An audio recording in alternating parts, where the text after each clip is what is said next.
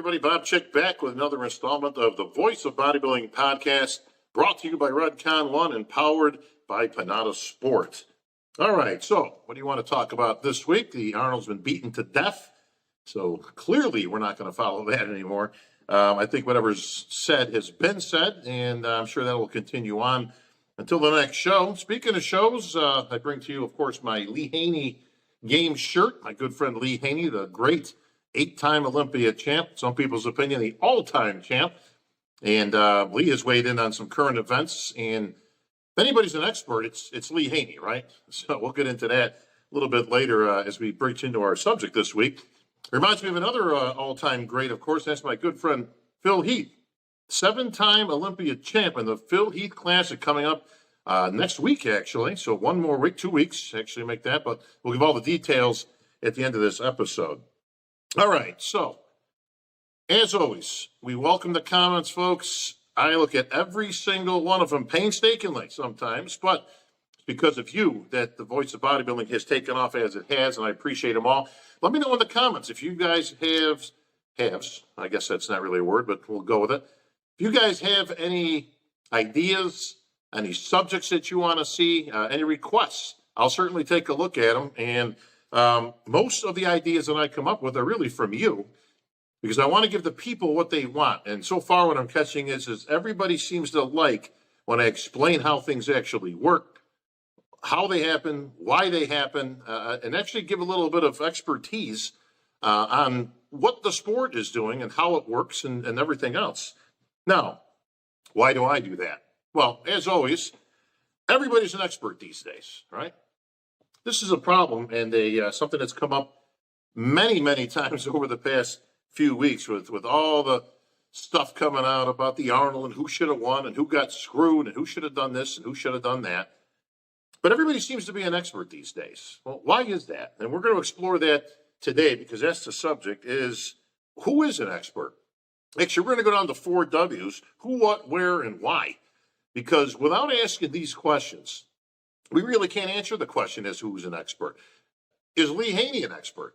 Well, anybody would think that an 8-time Olympia champ would certainly be considered an expert, but not all the time. Now, Lee happens to be one. I know that because I've known Lee for many, many years, and he's got a very good eye when it comes to bodybuilding and current champs. He does follow the sport, and he's at a lot of the shows. And his track record is what makes him an expert. But we've all seen, as I've had past analogies of great players in any game, doesn't really matter the sport, that didn't turn out to be good coaches, coaches that weren't necessarily good players. And not everybody is a so-called expert other than in their own mind or what their closest 5,000 friends on Facebook would allow them to believe. So before we get into anything, we kind of got to get into what is an expert, okay? By definition, and a good friend of mine, Tamer El-Gindi, who not only is the head man in charge of muscle contests, it's all the big shows, not just on the West Coast, but around the world now, Muscle Contest International, as he has taken the reins from our good friend John Lindsay. Big shout out to the captain out there. Hope he's watching, enjoying his retirement. But he's the one that started it way back in 1988 and brought it to where it is today and what Tamer has done with it. But he recently did a post on his Instagram, and I couldn't help but take note. And it actually defines what an expert is. I'll read it. It says, to be called an expert in your area of expertise, you must have a degree in your field and or at least 20 years direct experience working in the specific area. Those are standards in any scientific field. True experts are forever students. Now, that last part I agree with 100%. True experts are forever students. You never stop learning. I don't care what field you're in.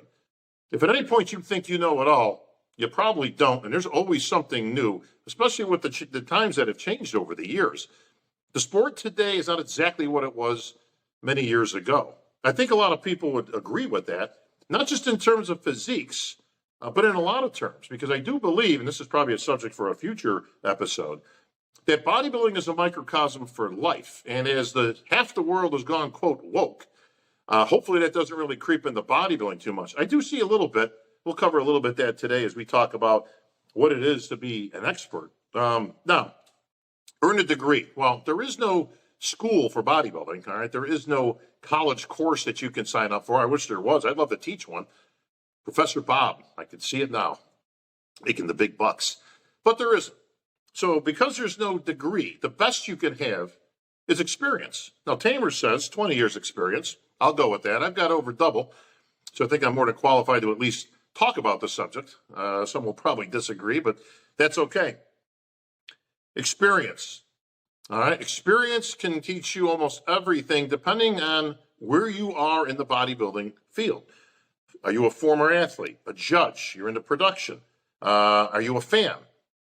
Media, photographers, writers. In the old days, of course, there was more people that were writing columns for magazines, Muscle and Fitness, Flex, Muscular Development, Muscle Training Illustrated. There was probably 15 magazines back in the day that you could go to any newsstand and they'd all be sitting here laid out. And that's how you got your information back then. But as video killed the radio star, well, magazines let way to the internet. And now you get all your information quick. I mean, it's up and it's gone literally within days. It's good and it's bad all in the same. Again, probably debatable for another topic, but it does tell us, okay, so now we got the what. We have the definition of what an expert is. Now we're going to go into the second W, who. Who's an expert? Well, of all those I just named, who can be an expert? Well, anybody can be an expert. The question now becomes is, are you an expert? Now, everybody's got a different perspective. We've talked about that in the past, whether you're a fan, which is definitely going to be more on the bias side.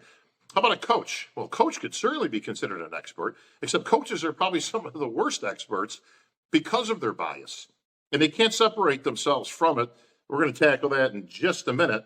So you get into judges. Well, judges certainly are experts. They're experts in assessing a physique. Absolutely, that's what they do. A lot of the ones at the pro level do it for a living, and they span the globe. I know judges that travel everywhere, and they've been to some places 2 or 3 times across the globe. Anywhere from China to the UK, to the US, of course, Canada, and anywhere else you could possibly think of. The USA, certainly the center of attention, but there are bodybuilders from all over the globe, and we certainly have a rainbow coalition, as it would be, from people that get to the Olympia, get to the pro leagues. We've seen that unfold with guys making their way from other federations, even because they want to compete against the best of the best. And that's certainly what we have with the IFBB Pro League. Okay, where are these experts from? Well, are they home? Are they in person? Do they travel? Where are they? Okay. First and foremost, and I've said this many, many times, yes, you have to be there to see the same show that the judges are seeing. We've covered that ad nauseum, but it does make a big difference. Okay. Whether you're there 15 feet away or whether you're home makes a huge difference. If you're home, your ability to be a, quote, expert is already diminished 50%. It doesn't mean you're not entitled to an opinion. Don't get me wrong. Everybody's entitled to an opinion, but not all opinions are valued the same. They don't all hold the same weight. Your opinion as you're there and in a good spot is going to be much greater and taken with much more authority than somebody who isn't, or they heard it third person. Much like the telephone game when you were in not high school, but grammar school. Hopefully you're not playing the telephone game when you're in high school. But the idea is still sound to this day, funny as it is. What starts with the first kid, by the time it gets through the entire circle and gets to the 20th kid, it's a whole different set of circumstances and a whole different thing that was said to the first kid. We've all played that. And it's there to illustrate a point. So if you're home and you're watching the shows and you're a, quote, expert, okay, you've already got to put an asterisk next to whatever it is that you're trying to get across in your opinion, because your opinion is skewed by whatever device it is you're looking at. Do you have a good computer even? All right. I know years ago when I was with bodybuilding.com, we started webcasting. Part of the problem was everybody was still running 56K. Now, this was years ago, and it was completely odd to me that at that point even, and this is, again, 10, 15 years ago, that you could still be that archaic, but that was the bold truth of it. Most people didn't even have that great of a picture, so it's fuzzy at best. And that is certainly going to skew what you're looking at. Okay. Home, in person, whether you're traveling abroad and you've got, again, a decent seat in the house, whether you're impacted by whether you're a fan of whoever's on stage, it's all going to come into play with whether you're considered or taken with any type of authority on being an expert. Why? Why is somebody an expert? Well, we got to look at what drew them into the bodybuilding world to begin with. Again, are you a former competitor? Were you a gym owner like years and years ago? That's where most of the judges came from. They were gym owners of such, or they were promoters. They got involved in putting on competitions and such. Not everybody claims to be an expert, but everybody certainly has an opinion. What's the track record of the person that you're listening to? This is going to be the greatest thing that we explored today. Is the person that's claiming to be an expert have any expertise? When you're watching somebody on their podcast and they're talking to you about all their worldly wisdom or their opinions of what should have happened and how this guy got screwed and this happened here and this happened there, where is their level of expertise? Who are they in the industry even? Listen, you don't have to be a top-notch judge to have a qualified opinion or even have an eye for bodybuilding, especially at the pro level. But look at the track record. And you can do that. The nice thing about the internet is it's all there. None of it disappears, right? It's all there forever. Sometimes it's not the greatest thing for people out there, but it does exist, and it does sit there somewhere in a cloud or whatever, and it can usually be retrieved very easily. What's the track record of the person that's talking about yet another subject? Are they into the facts and what's going on, or are they just into the clickbait and the innuendo? They become the National Enquirer of bodybuilding.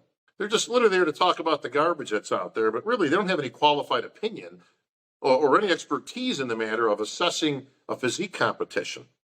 Are they biased? We've already kind of talked about this a little bit. Coaches are the absolute worst when it comes to being a, quote, expert. They're an expert at what they do. They might be an expert of how to prepare somebody for a competition, what supplements to take, what diet to use, what cardio, how much, when, where, drink this, then eat this, then dial you in, dry you out, get you ready. That's their expertise. When it comes to actually putting the guys out there, or girls, they don't really have an opinion or shouldn't have an opinion that's going to be considered non-biased. They put a lot of heart and soul into their people. They also don't want it to reflect on them. Think about that for a second. Well, you got to back your guy up, right? Because God forbid it should ever be the trainer's fault. And we've all heard this many, many times over the years. A lot of these coaches out there today, not naming any names, but you all know who you are, will be more than happy to take all the accolades and the patting on the back and a nice job, bro, right? Nice win, right? They chalk up wins for themselves even. But the minute their guy loses, they got screwed. Oh, politics. What are the judges looking at? What are they even seeing out there, right? Because it can't possibly be that they're the ones who messed up, that they did not bring their person in the way they should have been brought in. But they don't ever take the blame for it. Rarely. You almost never hear that one. Just, well, we need to make some adjustments. And, you get the little shuffling of the deck, right? The shells are moving around. But trainers, not really the best when it comes to experts. Again, you're looking for non-biased people that don't have a horse in the race. I don't have a horse in the race when I'm watching these shows. That's why I literally put out my opinion. And yeah, sometimes it might hurt some feelings. Or listen, if you're watching a baseball game and you're watching a football game and you're listening to whoever, Joe Buck, Troy Aikman, or any of these announcers that are on there, and they're critical of a play, a coach, what they were thinking, time management wasn't good. You think the players really call them after and complain about what they said? They're calling it the way they see it. They're literally calling play-by-play. I've called play-by-play on many, many occasions. I'm literally calling what I'm looking at and what I'm seeing. As somebody who is a self-professed expert, and I think I have every right to call myself one or be considered one, I'd certainly put up my resume against anybody else out there. And my track record pretty much speaks for itself, so I'll just leave that there. But it's not personal. Okay, it'd be like somebody having a car that they put into a car show and the car doesn't win, right? They get the trophies for cars, best in show, best this, best that. Or your dog, they do have a best in show, right? Your dog loses at the dog show, Westminster Kennel, right? Well, you don't take it personally, but bodybuilders will take it personally if you say your legs need to come up or you were a little soft or whatever. And all of a sudden it's personal. No, it's not personal. They're talking about your physique, like your physique is just an extension of you. I am good friends with a lot of these people, and I've been good friends, and I've had some of those good friends. I remember a conversation I had with Branch Warren years ago where he got very upset at some comments that I made to him. We were talking personally, and I gave him my 2 cents on what happened at that Olympia and why he was where he was. Now, at the time, he didn't appreciate it. And again, listen, we got past it. We were close friends before that, and we remained close friends after. But it wasn't really until sometime later where he came to me and said, you know what, I really didn't like what you had to say at that time, but it turns out you were right. And once you had a cheeseburger or two, as all bodybuilders do, you get some carbs and you got a whole different mentality of thinking, right? Then all of a sudden it became a different feeling where it's like, you know what, maybe I took that personally at the time. But again, he was right in his assessment. Again, it wasn't personal against Branch. It's never personal against anybody. It's an expert opinion. And again, everybody can take whatever with a grain of salt, right? But you got to pick and choose wisely when it comes to who you're listening to. All right, recently I've gotten a lot of people that are, quote, experts, kind of, I don't know, I want to say coming after me, but everybody's got their 2 cents, right? Bob said this. Bob's got no business saying that. Why does he make it sound like he knows what he's talking about? All these. And then I get people that have actually made comments on my Instagram and such about, why is my opinion more valuable than theirs? Well, listen,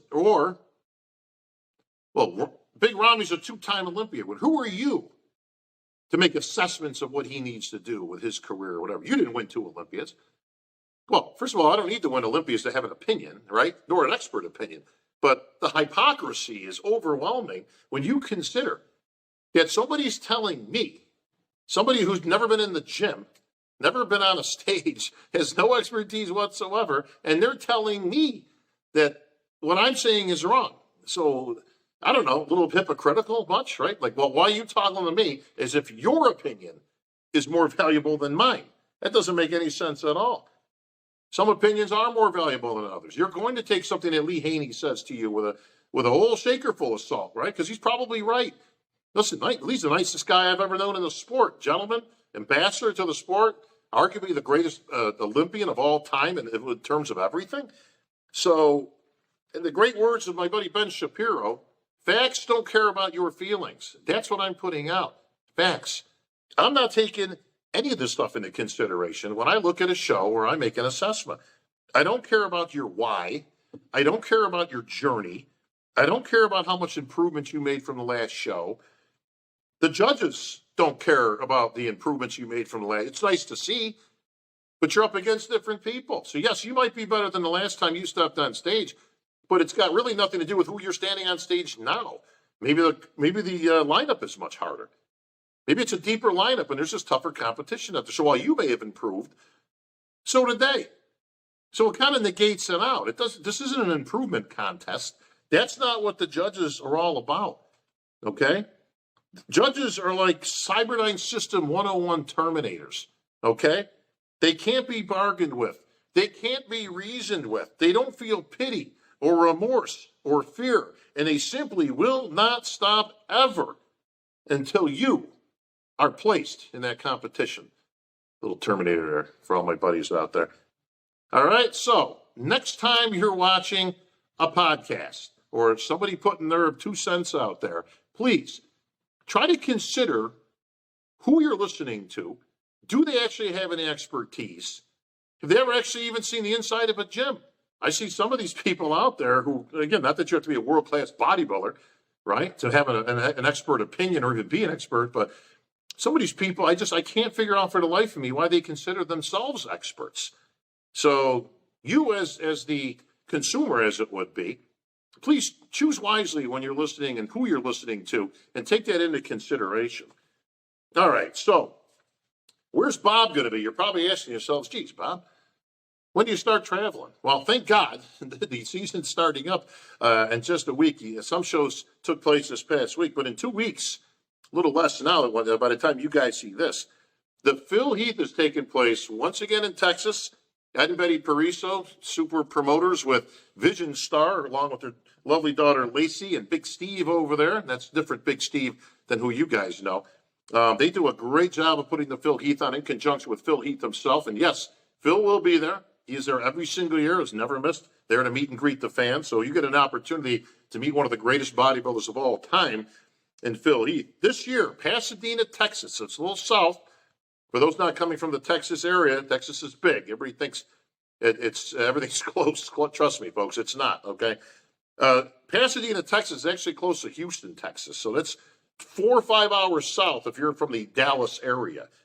So it will be it's on April 8th at the Pasadena Convention Center. Okay, all that information can be found at TexasBodybuildingContest.com. You could check that out on the internet. And that's where I will be, of course, calling another Phil Heath Classic. There's going to be some great competition there, a lot of NPC action. Of course, our Pro League schedule will be starting to heat up very soon. That'll give all the, quote, experts something to be talking about, right, as we go on. So, as always, everybody, hit that subscribe button. I really appreciate it. This channel's been growing like wildfire, and it's always appreciated, along with your opinions. I'm here to do the best I can to educate, to give people an idea of what's going on, and you hear it right from the source, and that source is me. So, with that, that's going to wrap it up for another edition of The Voice of Bodybuilding.